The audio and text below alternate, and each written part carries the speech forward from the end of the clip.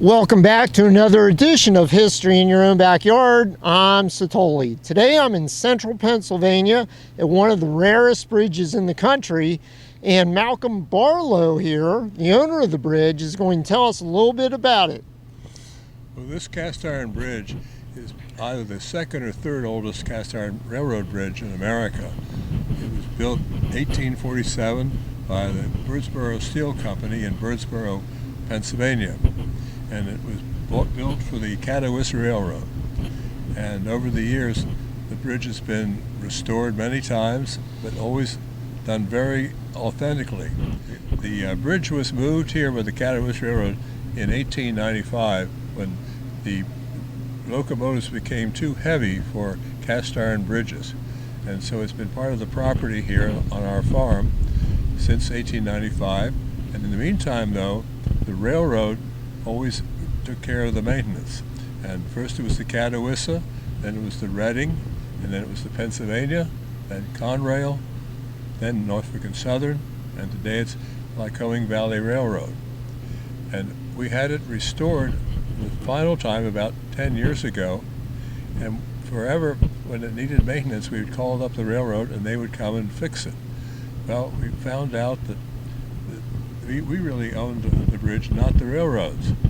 Over the years, the bridge has been repaired whenever it needed it by the railroads. Mm-hmm. But a few years ago, we read it one more time, and we called up the railroad. This time it was Lycoming Valley, but they had hired a young woman lawyer who was very ambitious and very efficient, and she read the original contract when the Catawissa Railroad gave the property to the Brocks in 1895, and it said, "We give the bridge to you and you maintain it." Well, over all those years, the railroads have maintained it for us. But this last time, the railroad, the Lycoming Valley Railroad, said, "Your bridge."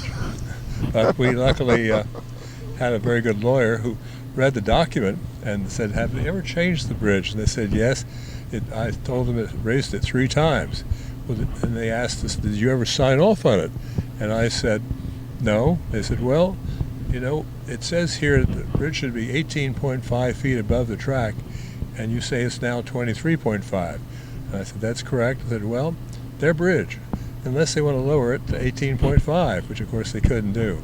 Well, we actually did an agreement with the railroad, and we split the cost, but it cost $100,000 to redo the foundation, repoint the foundation, do the planking, and do some very artistic welding, because cast iron is very tough to weld. Right. But we got a fabulous welder, so the bridge is really in a very well restored condition and used every day as we on our driveway going in and out, although trucks over 20 tons have to go around the bridge. Of course. We don't want them cracking through it too. Yeah. So that we're very pleased. We've had over the years, we've had canal societies come about every 10 years to look at the bridge, and it's on their route, and we're very proud of it and like to maintain it. And this is a live rail line then, right? This is a live railroad, yep. Okay. This is Lycoming Valley Railroad, and it's a feeder line into Norfolk and Southern. And it goes from, I think, Lock Haven down to Northumberland, which is about 50 miles. And where was this originally located again? I'm not sure where it was original. Okay. I don't know the original location. All right. Probably could be researched, but you know, the oldest bridge of this style built by Birdsboro is in the Strasburg, Pennsylvania Railroad Museum. Mm-hmm. And the second oldest, or the third oldest, we're not sure whether we're second or third, that's still in use by a private property too. I'm not sure where that is. Okay. But this one is more prominent because it's near a major highway and people are more aware of it. And this is the second or third oldest in the country for a cast iron bridge, for a cast correct? iron bridge, yeah. Okay. Yeah, because of course in 1847 there weren't many railroads out west. Right. Yeah, so it's and interestingly, the bridge covers a railroad which was put through along the canal. There's a canal that runs through our farm, which was built in 1823. Mm-hmm. And the way the railroads overcame that business was to build their railroads right alongside the canal. On the towpath. Wipe them out. It's amazing. Wherever you see canals, you usually see a railroad. Yes, you do. And canal companies have been an extremely prosperous business. and they just were bankrupt overnight by the railroads back in the 1840s. Due to the speed of the trains and the efficiency, Sure. right? Right. Yeah. So this farm, it's Muncie Farms in Muncie, Pennsylvania, was founded in 1769. Okay. And it's been in constant use since 1769, and it's been owned by one family since 1803. Really? My family bought it in 1803, and it's passed down through the family over the generations. Now, actually, I'm not blood family because I'm adopted into the family, Okay. as was a brother and two sisters. We actually were evacuated during the World War II from England in 1940, and the family who lived here, the Brocks, said they would take in one large English family, and we just happened to be that family. Huh. And so we never met Mr. Brock. He died the week we arrived very suddenly, but Mrs. Brock took us in and eventually adopted us. And how old were you at the time? I was 5 years old, Okay. and a sister 10, and a brother and sister 12. And we never had to work on the farm. We had chores, minor chores, but we always helped out in the harvest. Mm-hmm. And when I was a boy here, we had two teams of horses, one very large tractor with clogged wheels, and we actually had a new farmall with rubber tires, and that was a big deal around here. Yep. And then my brother and I took over the farm in 1954, and we had an interesting experience. We were going to make a killing, and we decided to raise feeder cattle, and we'd bring them in from Nebraska. We'd buy them at 800 pounds, and they'd arrive here at 600 pounds. They'd lose that much in shipping. And then we also would sell the cattle at low price, and after having bought them at high price, and that never worked out. So then we switched to dairy, and we had a dairy farm here, 60 milkers, and rather than losing money in hand over fist, we'd lose it every day, quite a little bit every day, working our head off.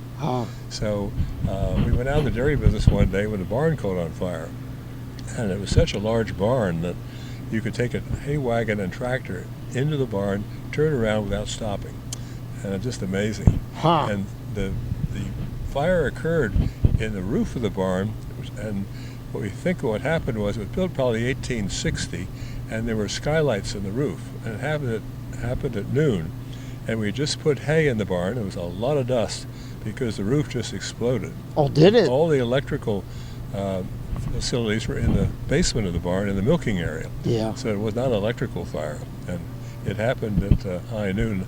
I happened to be in New York that day, but was visiting a client in Wilkes-Barre, Pennsylvania. So that's about 50 miles from here. So I decided, well, I'm this close to the farm, I'll go over and see what's happening. Well, I got about 5 miles away, and I saw this huge column of smoke, and I thought, boy, there's a fire somewhere. Well, it was our barn burning down. Jeez. So we switched then to hogs. And we raised about 2,000 hogs a year, which for this part of the country was a big hog farm.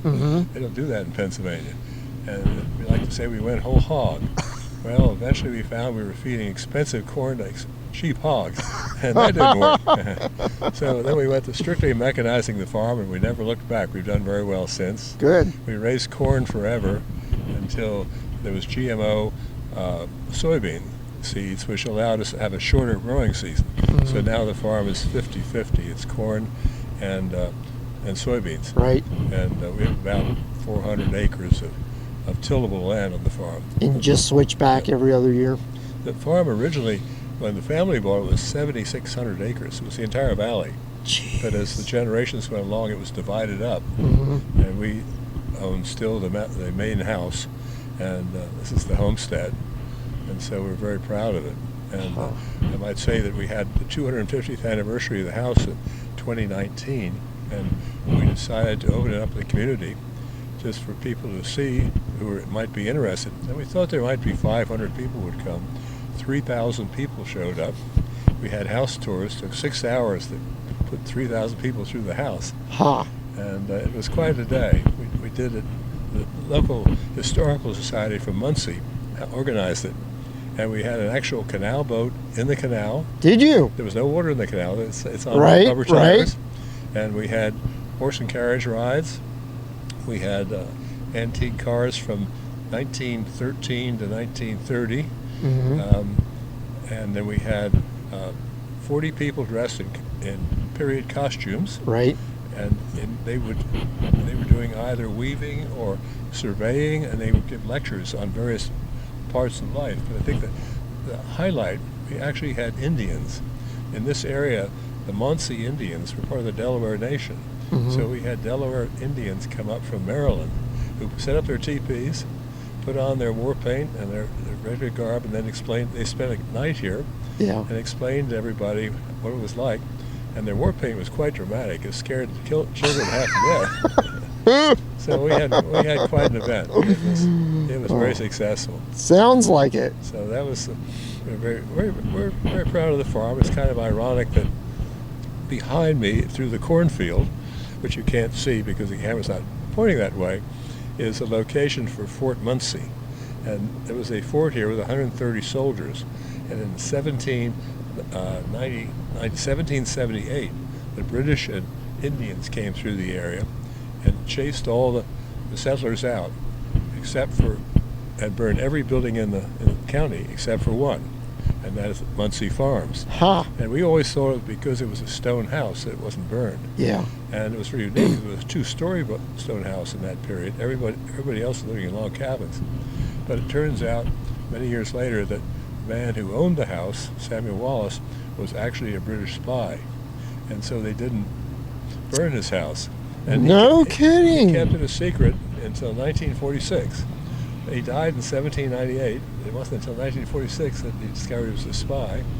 And that was because when England and America, Roosevelt had the Lend-Lease program to give the destroyers in 1940, before America got in the war, part of the agreement was the British archives on the American Revolution would be open. And so this fellow, Carl Van Doren, a really famous historian, went over and researched the archives and wrote a book called The Secret History of the American Revolution, and exposed many prominent American families who were actually on both sides. And you can understand it because if you had property, it was hard to believe that George Washington could beat King George III, who was the most powerful man in the world. But King George at the same time was dealing with India, so I think he thought, 100 million Indians maybe had more value than just a couple of million difficult people here. So that's part of the history of the farm. Interesting. Well, thanks for your time today. I appreciate it. Pleasure. Probably giving you too much. No, you did great. And thanks for taking care of the old bridge. All right. Well, I hope I don't have to do it again. You can see the pointing is really nice. It is. They did a good job, thanks to the fellow you met, Ray.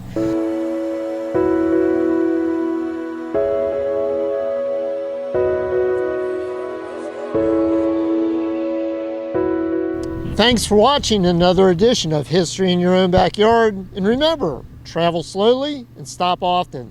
I'll see you next time. Bye.